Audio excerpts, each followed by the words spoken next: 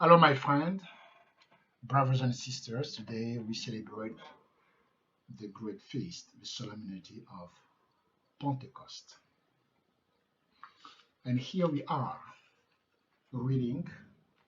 We have here is about, first of all, the first reading, Act chapter 1, verse 1 to 11, is about Luke, who's giving us not only the knowledge about the Holy Spirit, but we could say the effects of his presence, how the Holy Spirit acts, what is coming before.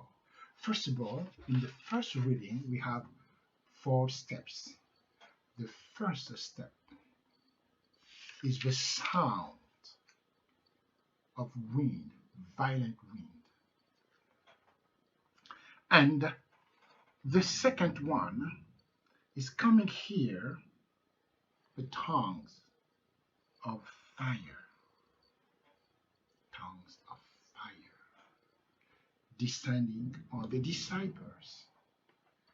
And the third one, the speaking in foreign languages. I should say the third one is the reception of the Holy Spirit. I remember I used to ask a little girl, who is the Holy Spirit? Oh, Father, it's fire. It's the dove. No, of course, like the dove doesn't mean he's the dove. But never mind. But what we want to say here, the second step, the third step, is receiving the Holy Spirit as a person in the divine Trinity. And the fourth is the speaking in foreign tongues.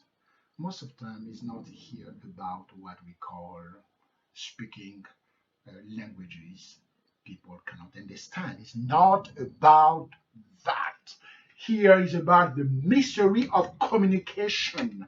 So the glory of God will be communicated to all the people. It's about that. And it was these Galileans, they could speak in their mother language, maybe Hebrew, maybe Aramean. But all the peoples gathered in Jerusalem can understand them in their own language. So it's not about like synagogy, like glossary. It's more than that.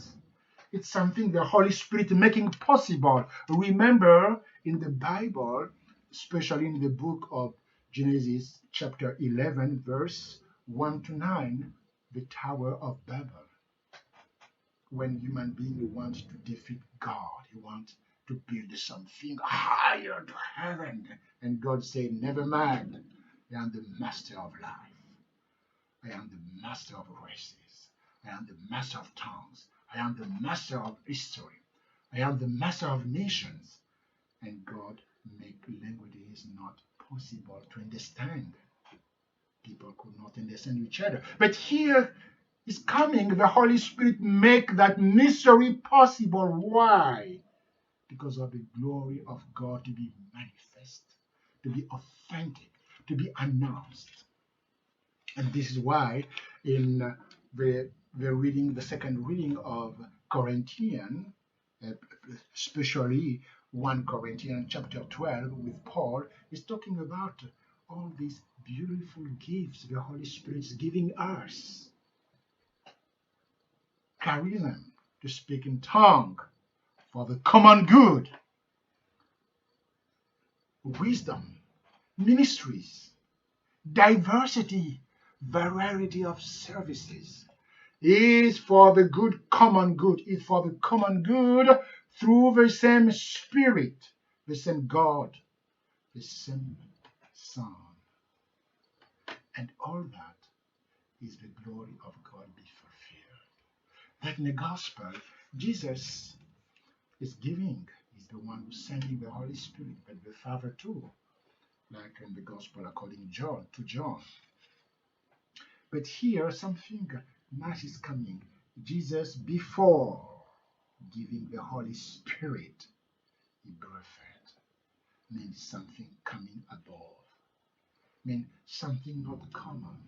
And first of all, peace be with you. is telling us something very important. There is no mission without the Holy Spirit. And the Holy Spirit is the spirit of unity. Unity. Divisions about Christianity is sometimes just a word. We cannot understand why, coming from the same Christ, coming from the same Father, who is the Father of Jesus Christ, coming from the same Spirit in baptism, why the church should be divided. This is what we call the arrogance of a human being. And here we come, we're learning today the importance of the Holy Spirit. He's with us. He's our companion on everything we do in the name of the Lord. Why we don't invoke enough the Holy Spirit in our prayer, in decision we make? Because we don't know him. And the Council Vatican II, and more likely the Catechism of the Catholic Church, we're talking about the Catholic Church, insisted very well, we should invoke the Holy Spirit as the center of Christian prayer. We should invoke the Holy Spirit as the center of charity.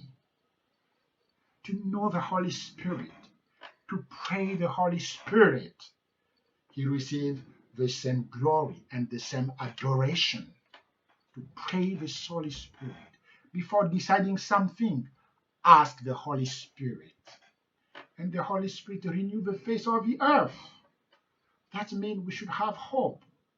As Christians, we cannot understand why we do not have hope and why we should not have hope. No, the Holy Spirit will in us. This reality is not like something they're telling you, or it will work, or maybe it's not going to work. Of course, it's not about it will work.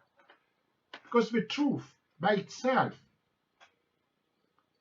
Dear brothers and sisters, let us pray.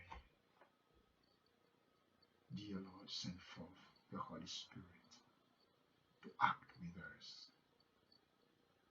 In the name of the Father, and of the Son, and of the Holy Spirit. Amen. God bless you.